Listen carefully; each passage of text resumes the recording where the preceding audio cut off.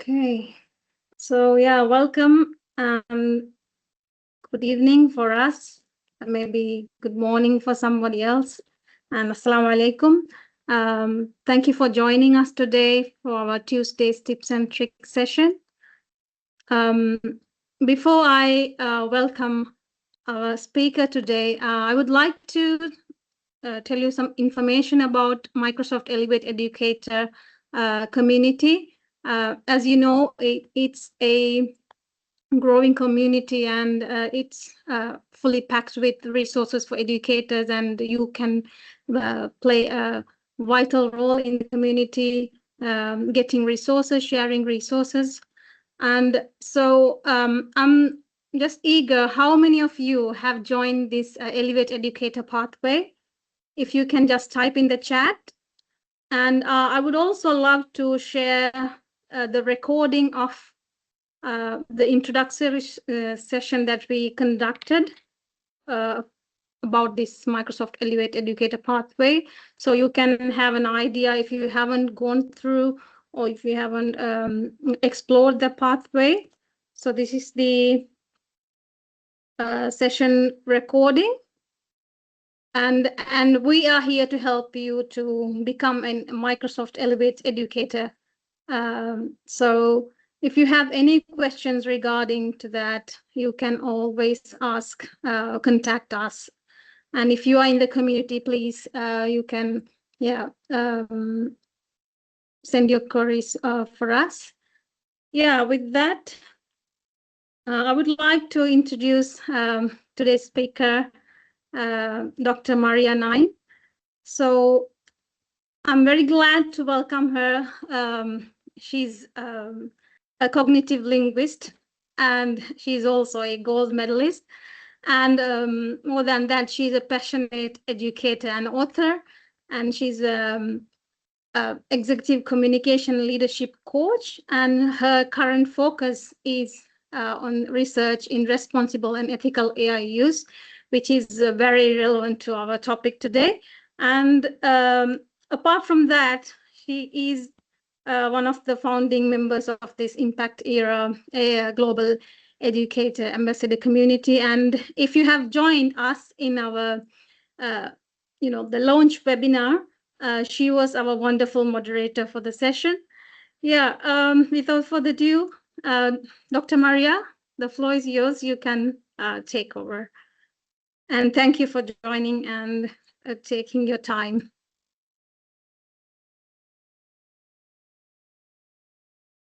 Thank you so much for this expanded and generous introduction, my dear. And thank you everyone for joining in. So our today's session is one of the interactive sessions that we always try to do. And it is about a very, very prominent topic, which is ethical and responsible AI use. So are you all ready? Nusra, please keep a watch at the chats, because we'll have people answering in that. So Yeah, can you sure. all see my screen, and am I audible to everyone? Yeah, we can hear you, Maria. Okay. It would be lovely if everyone can open their camera if you are in good personal spaces, or if you're comfortable with, and that would be really nice for me to understand how you are taking the session up. So let us begin with this journey. AI has basically entered into our classrooms, into the education system without a caution or without a disclaimer. It just entered, and for us to understand that it is here, with our students using it so from predominantly and so um, exclusively and everywhere. So I want you to quickly tell me how comfortable and confident you are about managing AI in your classrooms. Please write in the chat very confident. VC for very confident, SC for somewhat confident, U for unsure, and C for concerned. Write in the chat. I will repeat the Yes. question, how confident you are about managing AI in your classroom. Okay, Sanjira writes VC, very confident. Great. And Nedji is also saying somewhat confident. Okay, great. Yeah, everyone, please type it in the chat.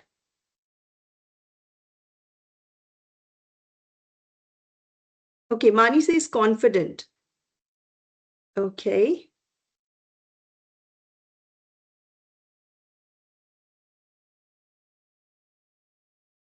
Yes. So the big question here is that are students using AI to support their thinking, or are they using it to replace their thinking? Write R to replace and write S to support. I want you all to be interactive. So, like, if you're not opening your camera, at least write in the chat. Yes, yes. Okay, support. Okay. I can see some support S in the chat. Quickly, everyone. Are our students using AI to support their thinking or maybe to replace their thinking? R for replace.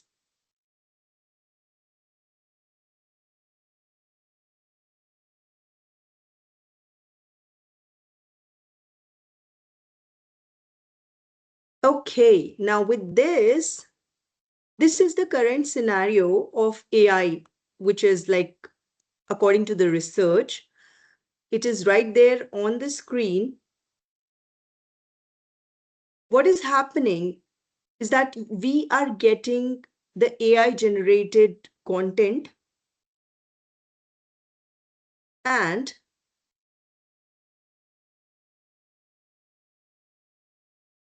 we are getting that content from those writers who are actually not that capable. We're also seeing improved productivity on routine tasks, and we are also able to see reduced effort and critical thinking. On the other hand, we are also capable and we are also witnessing new opportunities for differentiation and personalized learning. So the thing is, we are having a bucket full of something good and something bad. So it's not all the same, right? Now, what examples have you personally observed in your school or in your classroom?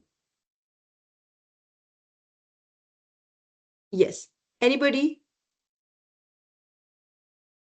What are your takes? Like, what have you witnessed in your classrooms? We gave some assignments, same thing what you are telling. So it's not just we have given for some model, but they did a video editing using the AI tool. So and they just submitted. When we asked question, they couldn't answer whether they understand the concept or not. That's the thing which we got it. Okay. Okay, great. Thank you for sharing. Anyone else who can share? Any example that you witnessed? Any incidents that happened? Any case? Nusra, did you experience anything? Or do we have experiences from our children as well? Yeah. Yeah, Yeah, I please. can share from my, I have a five-year-old. So I'm actually talking with him about AI because I don't want him to hear about AI from his peers first. So I actually designed a storybook, digital storybook to, talk in his language. So he knows AI is a machine and it's a pattern recognition machine.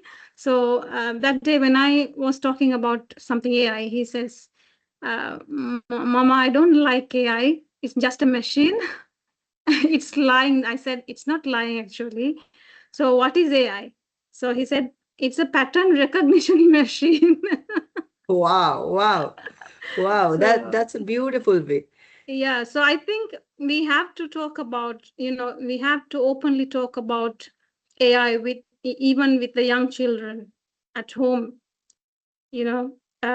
so that they will have that understanding rather than just, relying on it. They know what it is first. Just a, yeah, input from me. Exactly. Thank you so much, Nusra. Somebody else wanted to talk, I think. Yeah.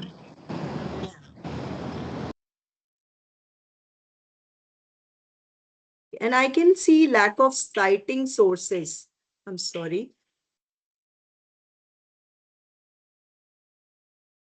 I think Donut, I don't, is raising his hand. So you can talk, unmute and talk.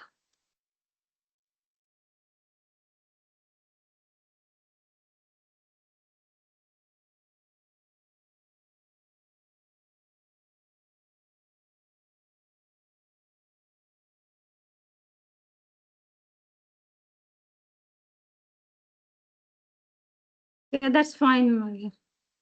So anyone wants to give their opinions on that?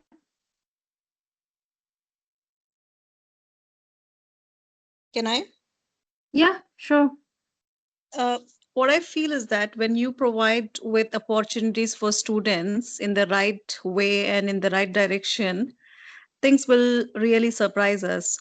So I just want to share one example. One of my student, there were a couple of other students as well, but one of my student, this one, we started off with an competition, wherein they were supposed to build an application, an AI application. So it was a very slow and steady journey for this child, but the way he took interest, he further developed this not only to an application but to a main website, and he is currently a winner of 2 gold awards. So, but in midway, he did face a few challenges because AI is, when we talk about AI, there are many other things associated with it. When it comes to authenticity of information, when it comes to other pros and cons like safeguarding issues. So, as he progressed in his journey, he was able to realize that and he fixed those as well. So it is a learning curve for the students as well as teachers. We need to facilitate this journey to ensure that students are directed in the right direction so that we can get the best out of it. Thank you so much. Thank you for such an immersive experience. That's beautiful. So we all are having our own experiences with AI. Now let me move to from where we are coming actually to this AI generation. Uh, if you can see on your screen, we started off with calculators and it somehow changed the way we compute. And then came internet and it changed the way how we accessed information. Like I remember like people used to run to different people for wisdom, or they used to go to libraries and to books definitely. And as internet took over, that changed. And then smartphones changed the way we communicated, and generative AI is changing the way we are going to think. Every major technology has been shaping us, and generative AI is no different. Rather, it is going to change us in a very, very significant and probably cognitively aligned way. With this word cognitive, I bring you to one of the very significant terminology which is being used in scholarships today.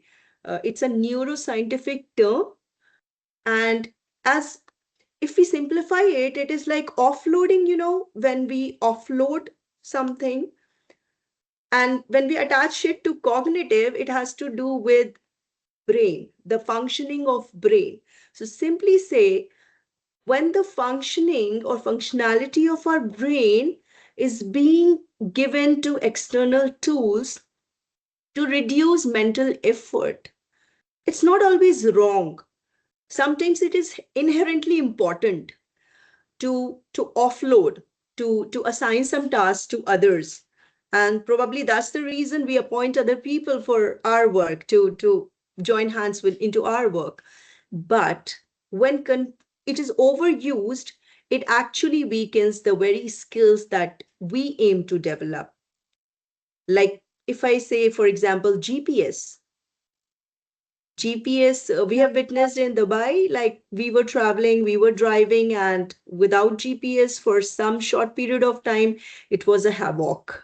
So we are somewhere in a difficult shape when we are not having technology. And then spell check, and then now we have ChatGPT, Copilot, and Gemini. I don't want to focus that we are going to have difficulties, but I just want to focus on this awareness which scholars have been bringing out in education specifically, and that is about cognitive offloading.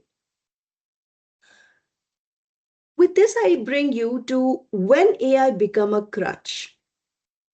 And there will be students, and there are students as per research and as per your understanding and how you people are sharing, that students accept AI outputs without using it, without questioning its accuracy, or without understanding the bias or logic behind it at times. Because that is general human nature, that we want to just offload or put our stuff to the other people's shoulders sometimes. Then writing skills are getting hampered because of this, or there is a deficit, there is a downfall that has been measured. And then the research habits are drastically getting into a decline curve. And most importantly, my dear participants, the point is about academic integrity. And believe me, we did not get enough time to understand before our students started joining the race of AI usage. We could not align with academic integrity. We could not teach them academic integrity. And that is where this is getting into trouble. And that's where we all are here today. And that's the reason we all are here today. Now, before AI ethics in education, I want to show you 6 principles of responsible AI. As you see on your screen, it starts with fairness and inclusiveness. So for instance, can anyone give me an example of fairness and inclusiveness here?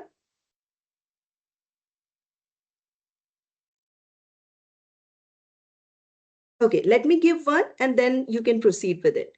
So supposedly, I have done a selection of some people based on or by using AI. Now, the next step, if I am doing any assessment or anything, it has to go through the same benchmark. And there shouldn't be any bias or any issues with the fairness, right? I should be, as a user, capable of decoding that bias. Is there any other example, real life example anybody can bring out?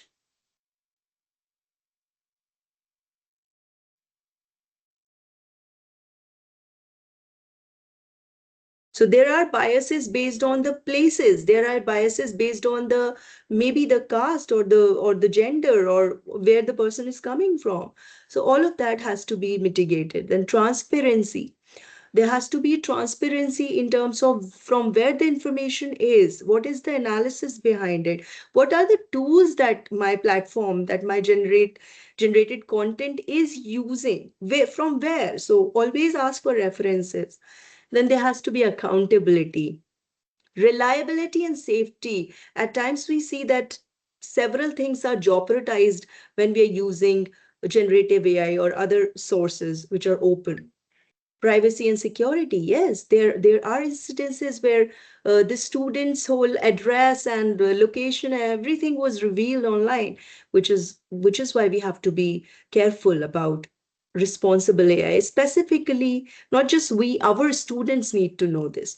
Stakeholder communication is not actually a part of 6 principles of responsible AI, but I wanted to bring this here because what we are doing, when we are using AI, we need to communicate it to all the stakeholders who are into that project or who are into that conversation.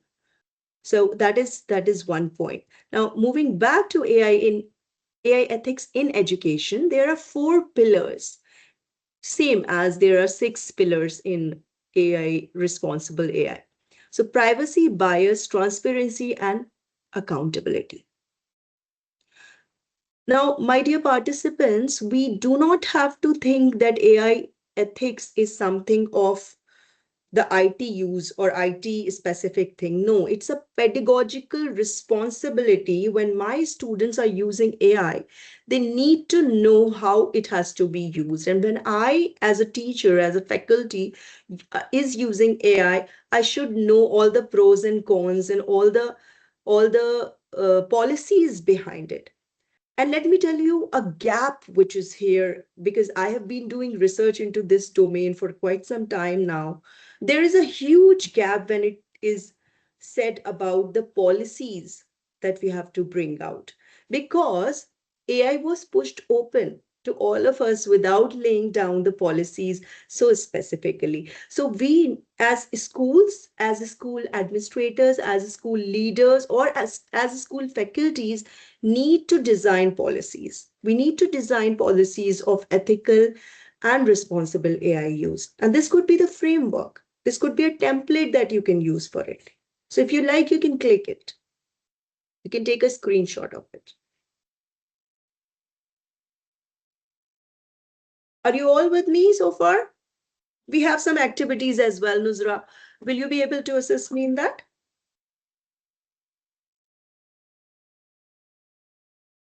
I will request you in a while to post the link. Right now, here, just after this, you need to post that link, okay? So here, this is a section where we are trying to strategize and understand the practical strategy. So how I can imbibe AI. So I'm going into the class. Am I taking the AI aspect also in mind with my lesson plan? How many of you are taking that AI aspect and using that AI thing in their classrooms as well? Just show me, raise your hand or type Y in the chat. Are we keeping this in mind that my students are using AI? Yes. Brilliant.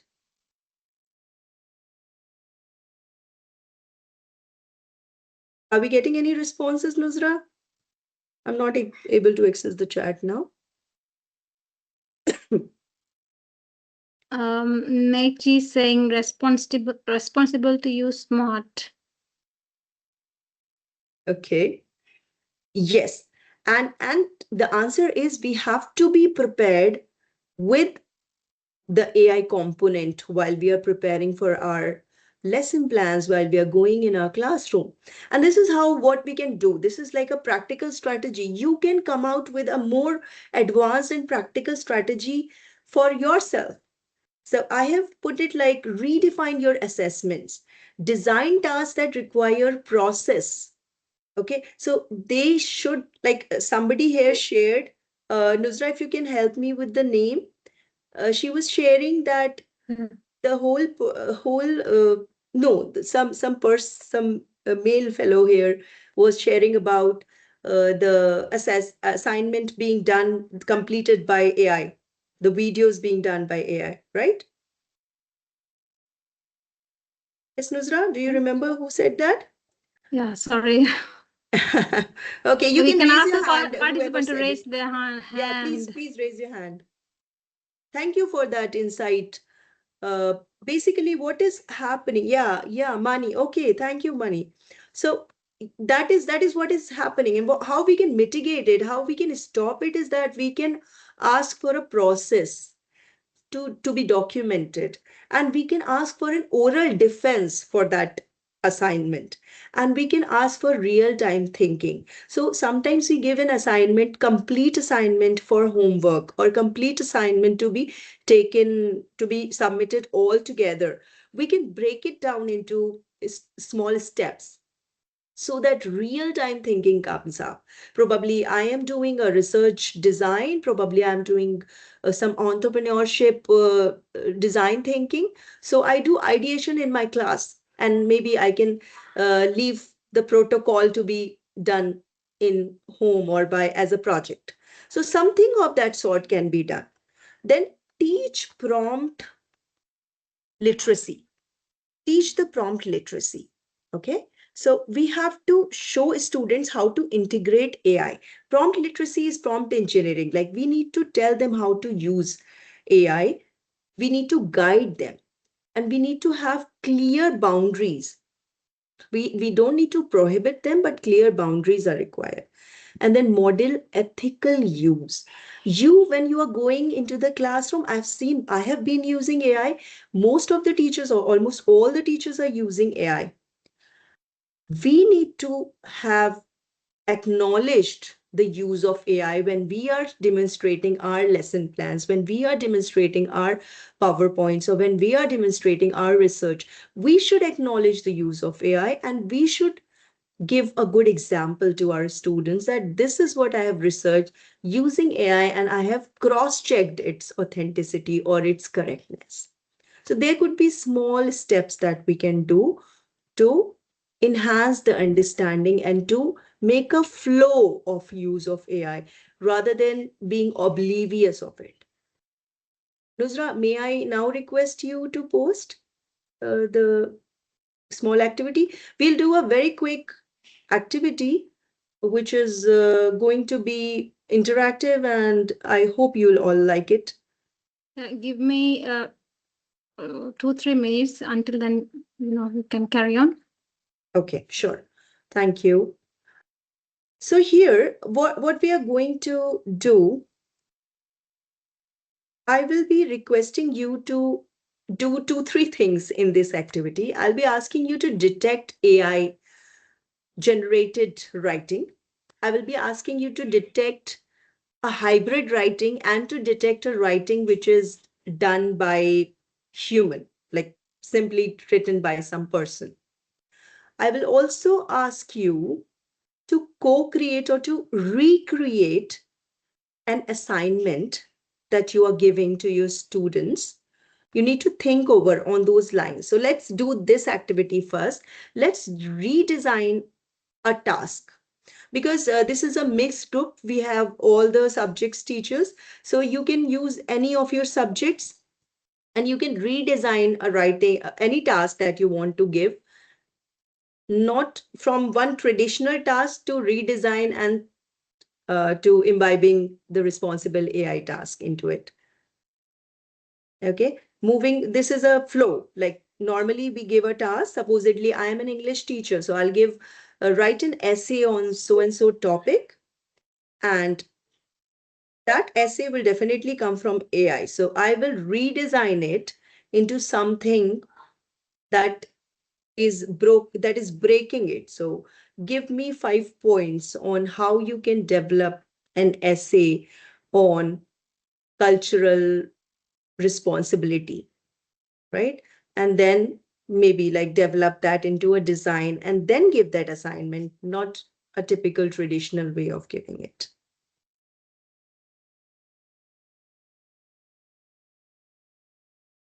Can we all do it all together?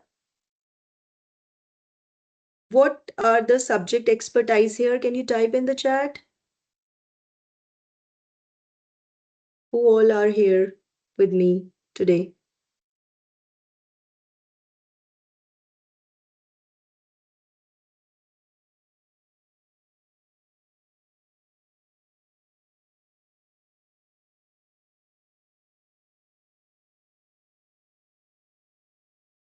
I think charts is turned off for this meeting. Yes, please.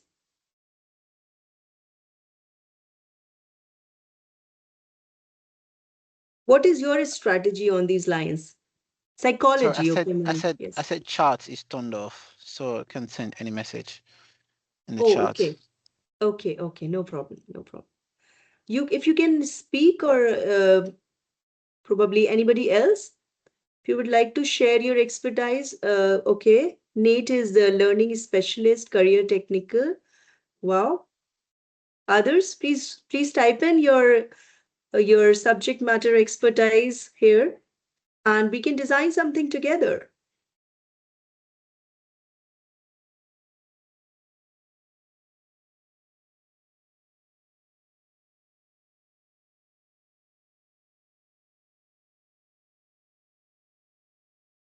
Are we ready, Nusra?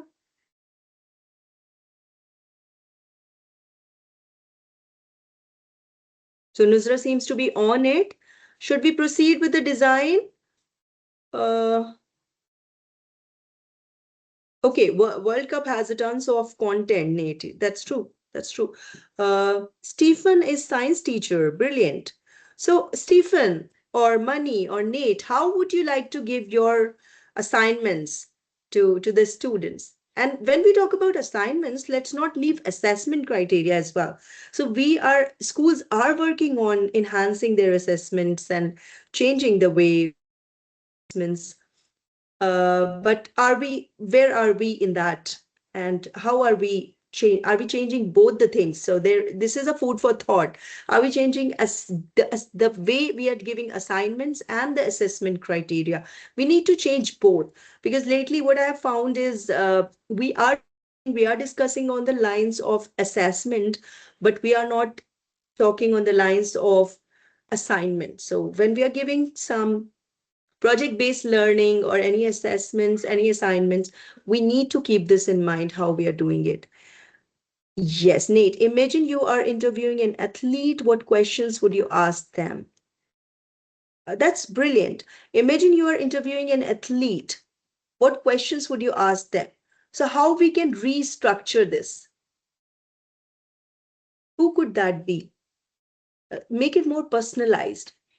Who could be the athlete you would like to interview for the first time in your life? Making it personalized can actually make it a little farther from cognitive offloading. The person will start, or the student will start thinking on those lines. And that's what our goal is. So there is one point, assessment and assignments. The second point, or the third point, is making it personalized, making it more into a topic which needs the person's his personal or her personal opinion. Let me move further. In the meantime, Nusra is preparing for the link. These are the key takeaways that we can compile together.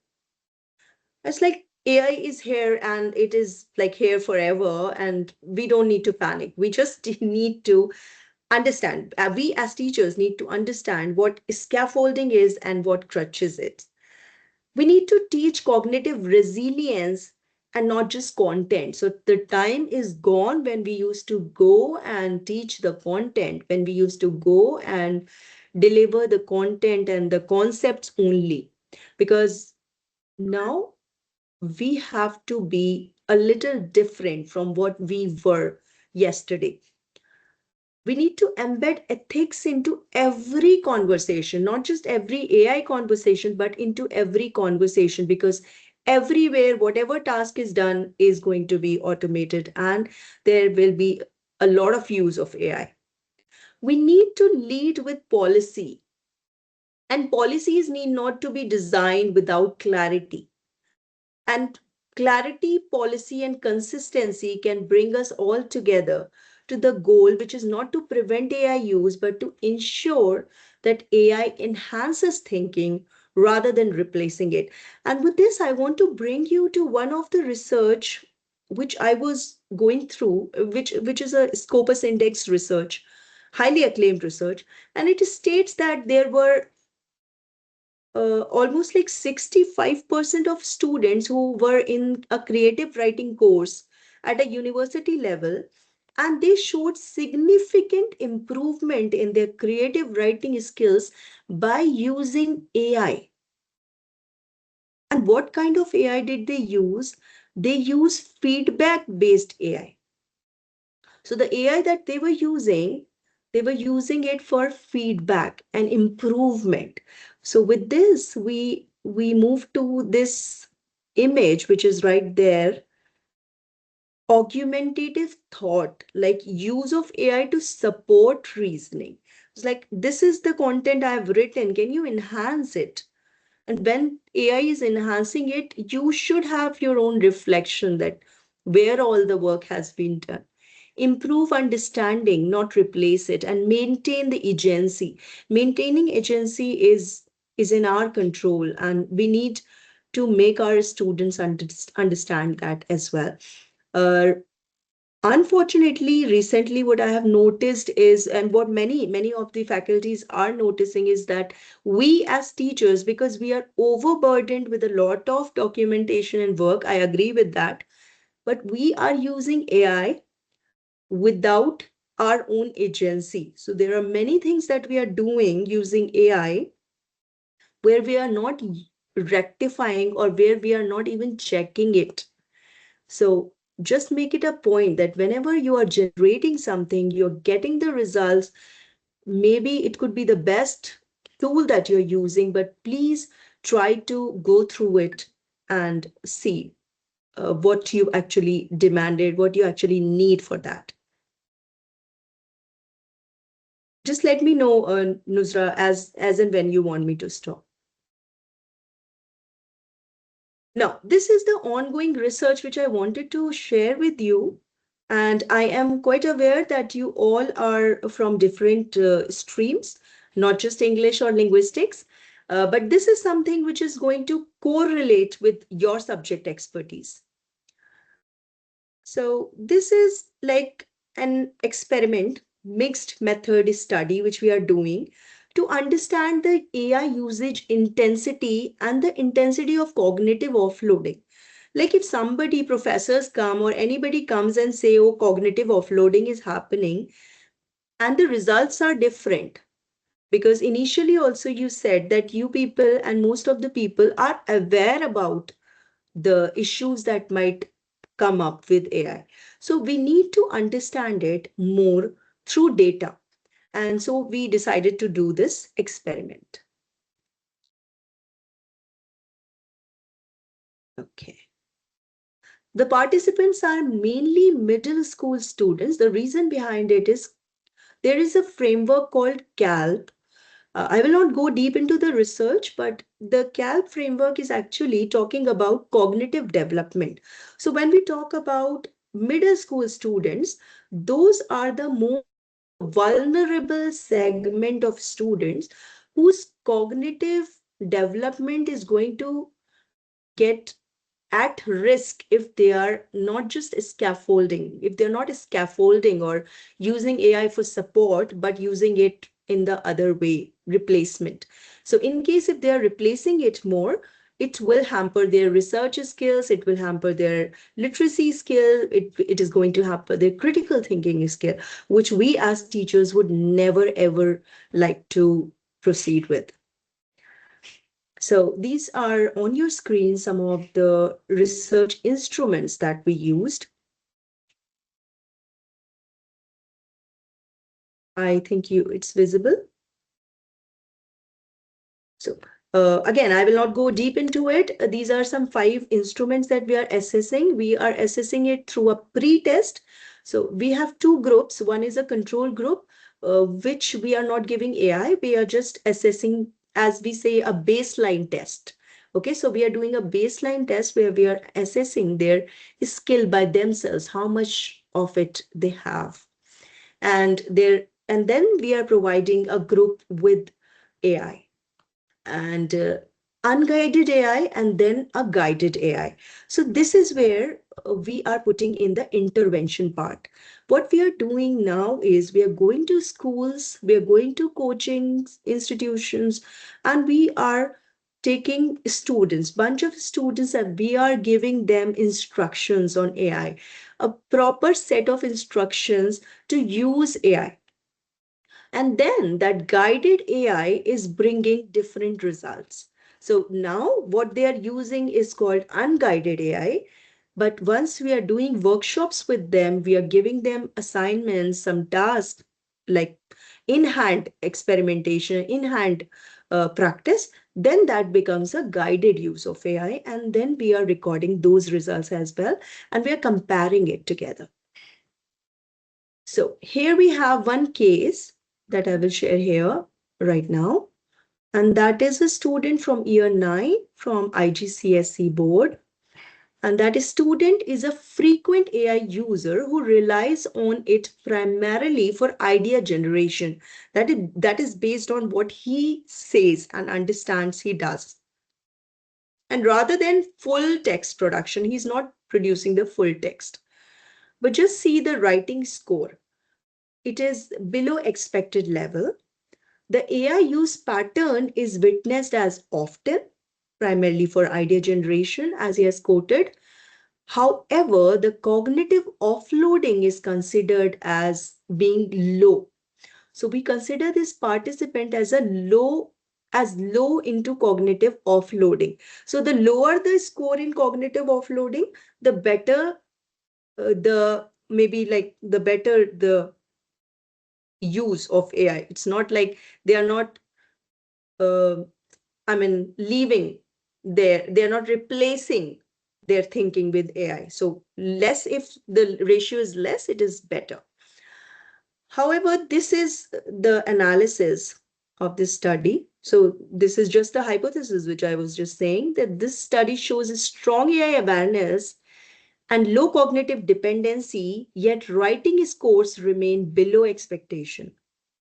So we can conclude that awareness alone does not guarantee improved outcomes. Our structured guidance is essential. So if we ban AI today, it will not solve the purpose, right? And there are some surprising findings here. This is the quote from the students' papers. I use AI for ideas. And AI should do the thinking, difficult thinking for me. So here, these are two controversial, like self-contradictory terms. And therefore, the key insight could be awareness of AI does not automatically prevent dependency. Students can understand AI's role. They can have that metacognitive awareness, but they can still over-rely on it. And so here, our role comes into play, that explicit instruction is when and how to use AI is very critical over here.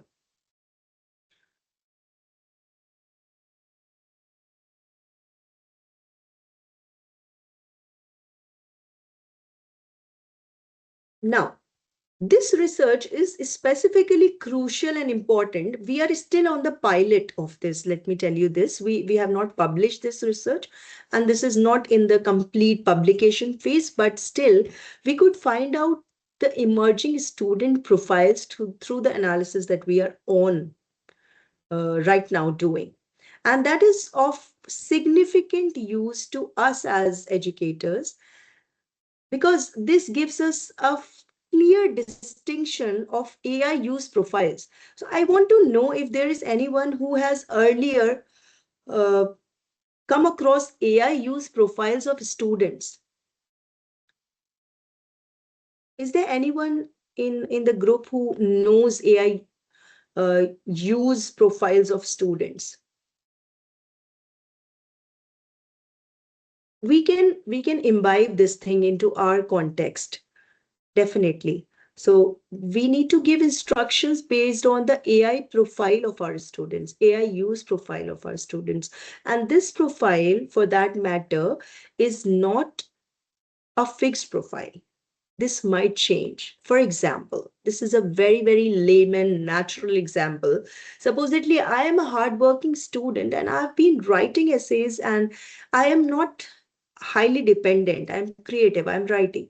Okay, and then I'm using AI for feedback and all the proper strategic way. But my friend is using AI completely and getting better grades probably in the assignments. This might actually create a contradiction in my mind, and I might slip from my profile. So this is something that can happen if we are not sticking to the instruction part in our classroom. And as we all know, we do differentiated lessons. So we need to do differentiations based on this as well. Thank you, Nate, for your comment. That really boosts me up. Moving further, because I was demanded to close this as on time, so I'm going a little faster. And I would really like them to do the activity, Nusra. Please take support from someone. Now, moving beyond the AI bans, we need not to ban AI. There has been so much of discussion on this, but we cannot and we need not.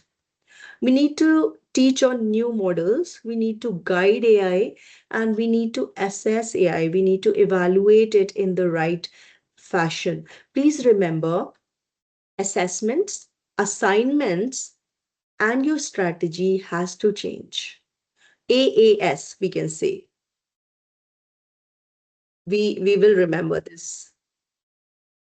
Just now created acronym. AS. So we need to understand this and we need to align this with our lessons. Now, this is a little bigger slide, a little cramped, but this is like kind of summarizing it more. So there are strategies, and this is the responsible AI learning cycle that we can follow. Ideation has to be the first thing and has to be the human-centric thing. So from your own idea first, make it a point, make it a strategy, make it a policy, make it something that is big enough for your students to abide by. So make idea their part. Ideation should be their part. Give them recognition on their own ideas. Give them, it could be anything. Use psychology aspects. You are all teachers. You are all experts. Use something, but ideation should be their own. And then they could go for prompt. Ask AI a focused question. Ask AI in bits, in small bits. Okay, this is my idea. Can you elaborate? Can you give me more points on this idea? Or can you improve this ideation? Something like that. We need to tell them how to give prompt. And that is what we are doing in our RISE classes, methodologies. We are going to your schools and we are teaching and training prompt engineering. We are giving them understanding about it. We are giving them small tasks and we are doing it in person with them, not online. Now, evaluate, critique the AI response. We need to criticize the AI response. What it is generating cannot be accepted like that. And then we need to revise and improve the task that AI is generating and the task that we are together doing. And then there should be a reflection on what you learned. And that this reflection part brings me to point 2 here that you are seeing, that is AI reflection logs. I really loved this idea from one of my co-researcher that we can include AI reflection logs in our lessons, in our assignments. So those logs are simple as we use. I remember like I was using what went well, even better if, those acronyms, like small things, that there is a reflection log after every lesson, after every assignment, after every activity. Try to use AI reflection log in your classes and try to use it by yourself first. What did AI help me understand? What did I disagree with? And what did I learn? That is not just cognitive growth, that is complete cognitive engagement in a very interesting way, which is challenging the conventional way of it.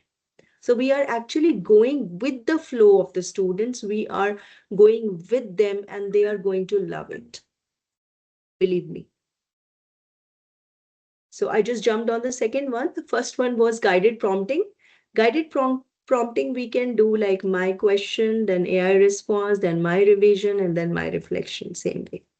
And then there could be AI assisted writing.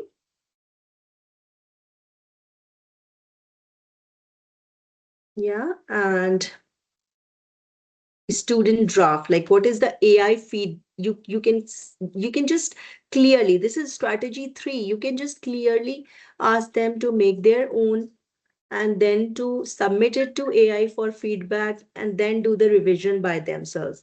So this can be done in lower grades, like in middle school, that they do the complete task by themselves and then go for AI feedback and then they revise their task. This is a beautiful thing they can do. And then fourth is like prompt critique activity that they can evaluate. This is maybe on the higher classes, maybe the secondary ones can do it, that they can evaluate the bias, they can understand the accuracy, they can understand the missing information in that, the missing link they need to identify and bring out, and they can understand the prompt quality. So this prompt critique activity you can do in your classrooms during your lessons. You can directly do it in your activities without like asking them to write anything, ideating. No, just ask them to do what doing normally, what they are doing. They are just asking direct questions or pasting the questions directly. Let them do it, but then ask them to do this activity 4 in that.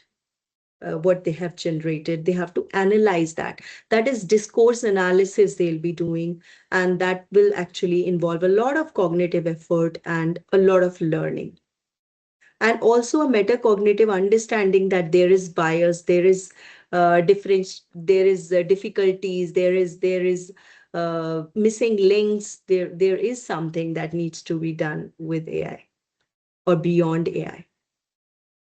I hope this makes sense to everyone. Can you all give me a thumbs up?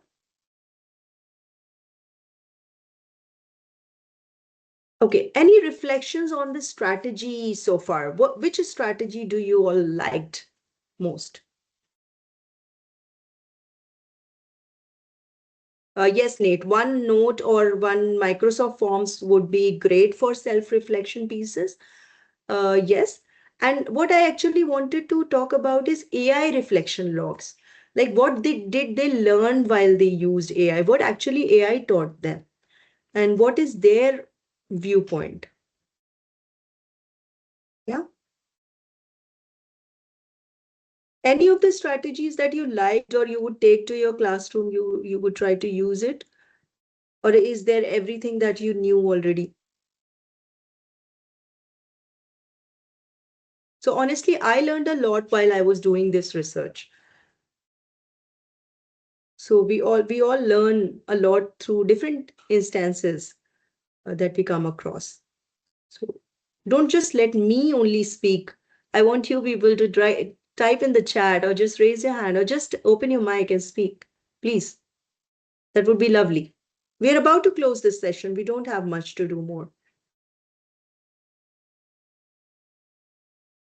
So I have the link for the activity. Should I post it now? Yeah, please do. Let's do this activity. Nusra has posted a link. Just let me know whether it works.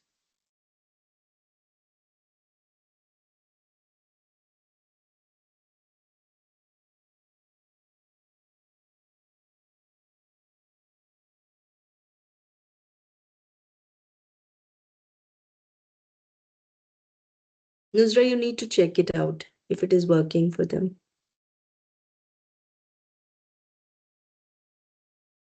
Sorry.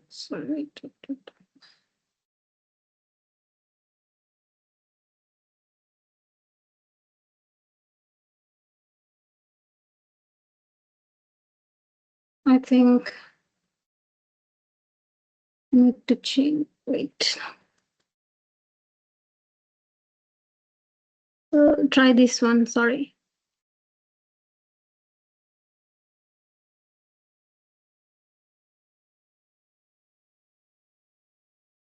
Try the other link, please.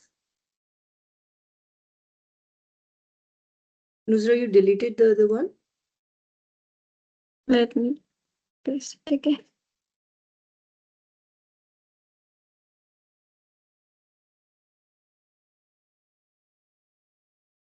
Okay, quickly type your names and start it. Yeah, great. I'll also join you all.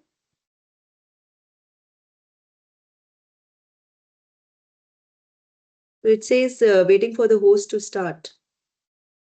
Yeah. Please start it, yeah. So I can see Anaya, I can see CK, Sanji, Nate, Saleha. Everyone quickly join. Thabit. Oh, okay, Tabitha. How do you pronounce your name, my dear? Open your mic, tell me.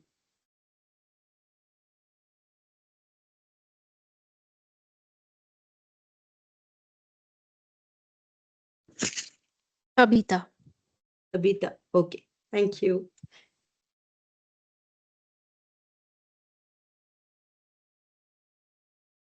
Okay, we have Shahana joining in. Others, please, quickly. You can start it, Nusra.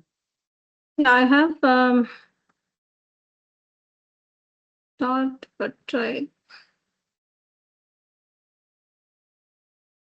Let me refresh. Give me a second.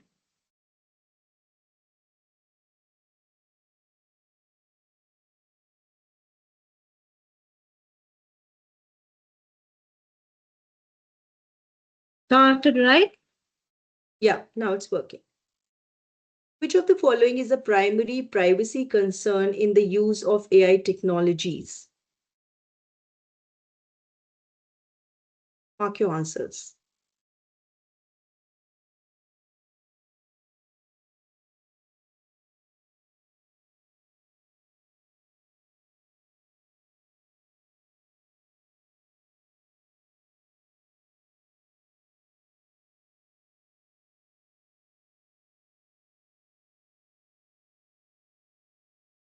Okay.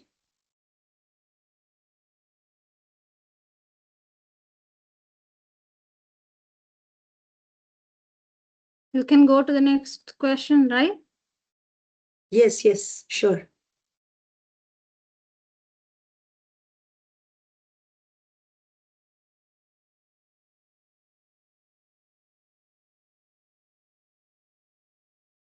In the context of AI and decision making, what ethical issue is most prevalent?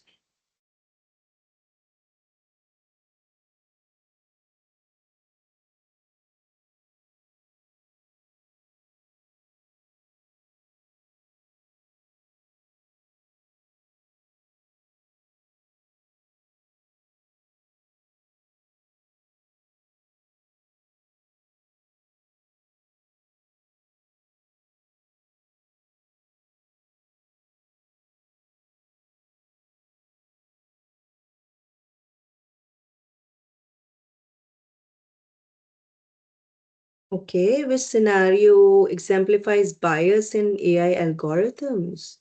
Interesting.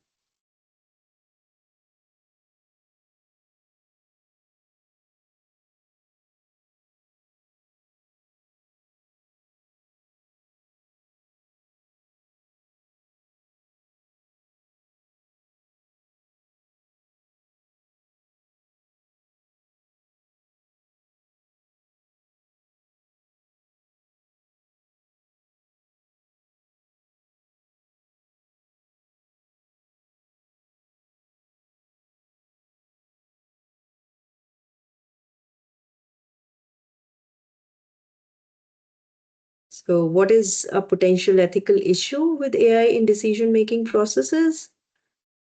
I think this is the last question, Nusra. We have few more, 2 or Two 3 more? more. Okay, three. We have 8 questions altogether. Okay.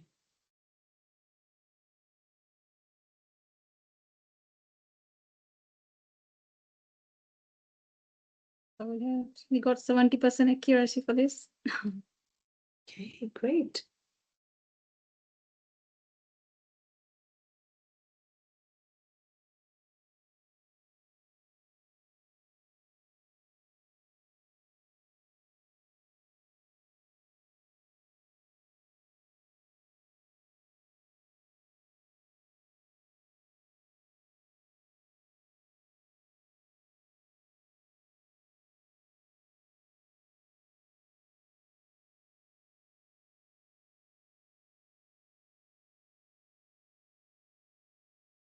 Yeah, 70% this time. Okay.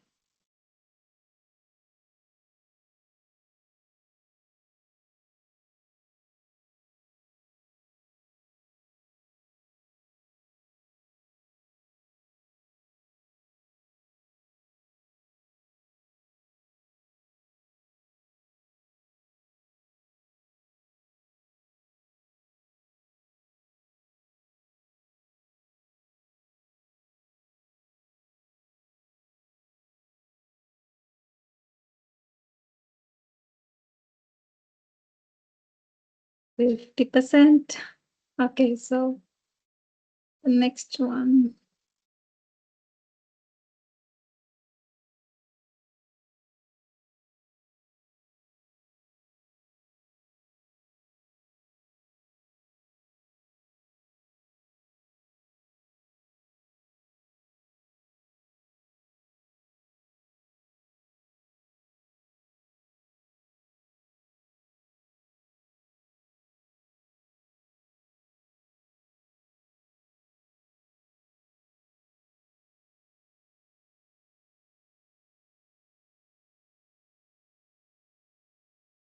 Yay, 80%. Or the last question. A mobile game tracks players' location using GPS. The game offers special in-game items to players when they visit real-world points of interest. Which of the following best explains how bias could occur in the game? Interesting.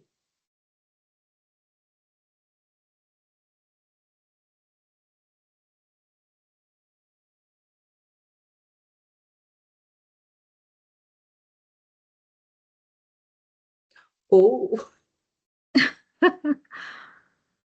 Right.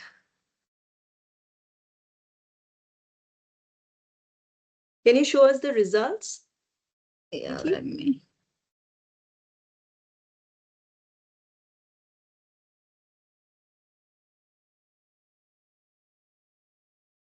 Let me wait.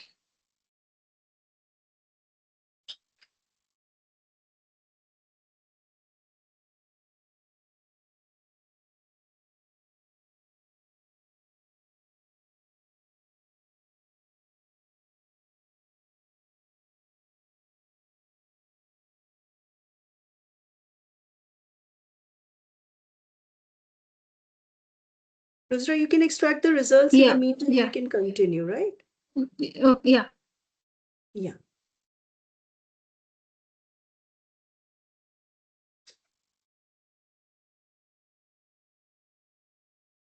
Okay, could you stop sharing, I think?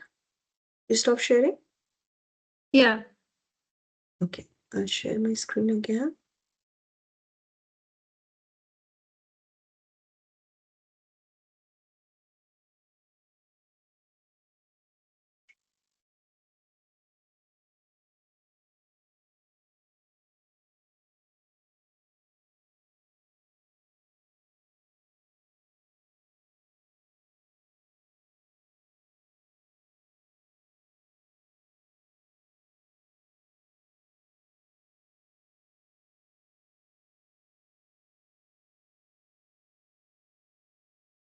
Okay, so yes, I'm going to resume it.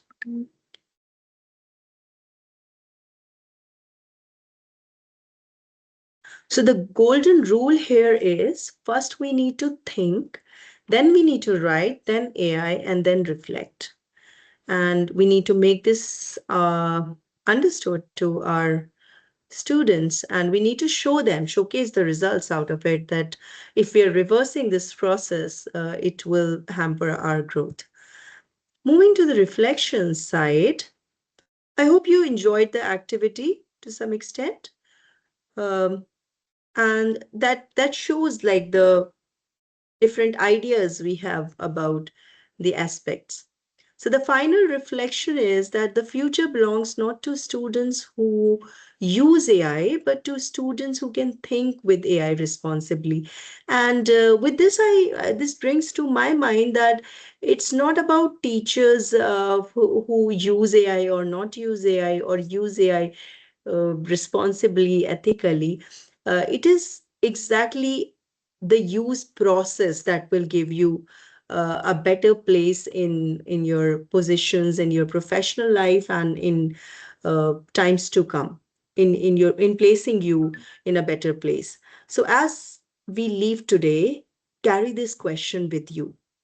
How can we ensure that AI amplifies our learning rather than replace it? If we come across on the same platform or on several other platforms, I would be happy to provide you with these bonus resources that is visible on your screen. Um, they are like, it could be a template for AI log reflection. I gave you an idea. You can generate it. You can have some ideation on that. Responsible AI classroom policy. We can have this policy and we can paste in our classrooms.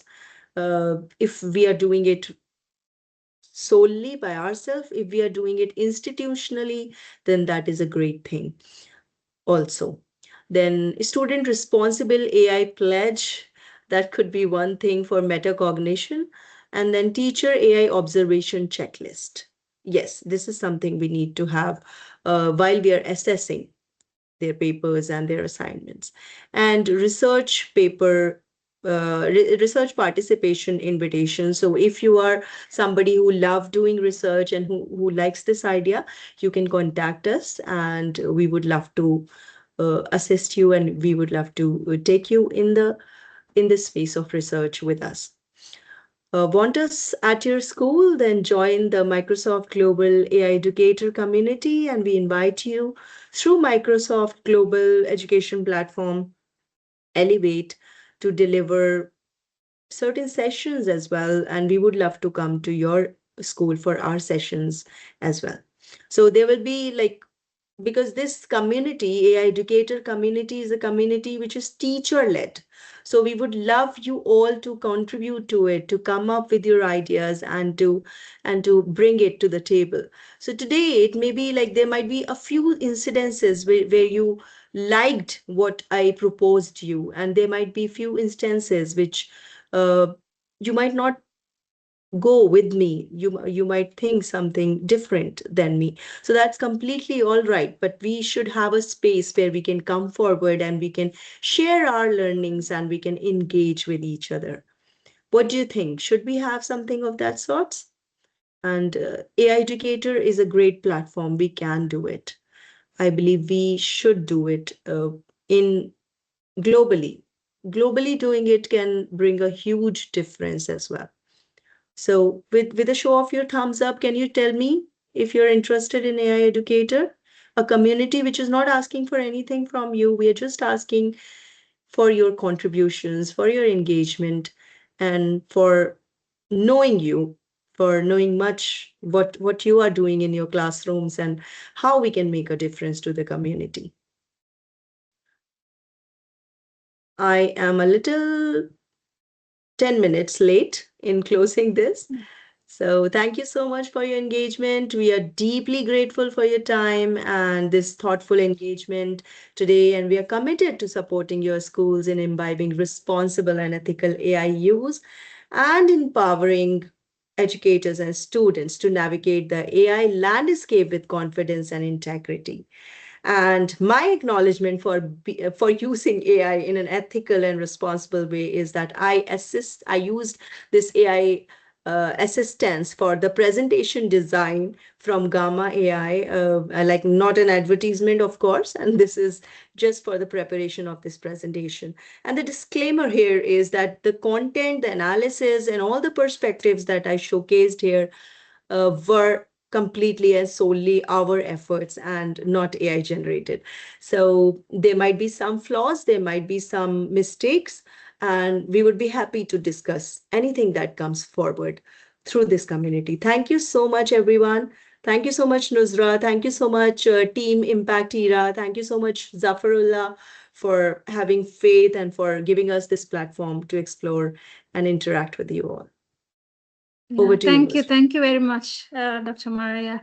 And you I very think much. Nimra is raising hand. Do you have any questions? Or is it by accident? If you want to talk, you can unmute and talk, Nimra. Yeah, we can take No? another 5 minutes for Q&A. Yeah. You all are welcome, whoever has questions. And if in case I'm not able to answer here, we will be giving you responses through the community or through whatever channels you'd like to get. Just post your questions here. Yeah. And also you can see in the chat, we have this Credly badge link. So you will get a AI literacy badge directly from Microsoft if you click on that Credly badge registration form. And also we have posted the feedback link, feedback form. If you can please spend a few minutes to send or give us your valuable feedback.